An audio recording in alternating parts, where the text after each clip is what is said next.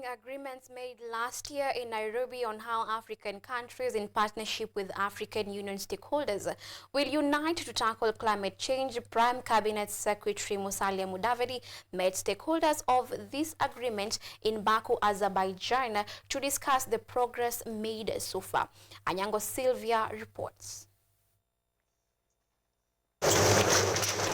Africa held the first ever climate summit in Nairobi a year ago, the aim being to transform the climate narrative from the usual blame game to a win-win situation for mankind. Prime Cabinet Secretary Musalia Mudavadi, during his address to the Africa Climate Summit high-level event on the sidelines of COP29 in Baku, Azerbaijan, reflected on the progress made after the Nairobi Declaration.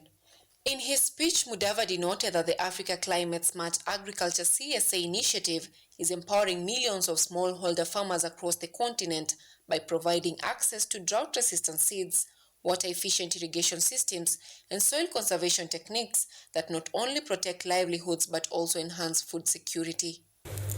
The strides we've made to date are commendable but remain insufficient given the growing scale of challenges we face and the scope of action demanded of us. We must maintain and amplify the momentum we have generated together. This declaration, a beacon of hope and resilience, can only be achieved if its far-reaching objectives are achieved. Mudavadi highlighted the need to mobilize the much-needed climate finance from both the public and private sector in scale and with urgency, striking a balance between mitigation and adaptation to ensure economic and social safety.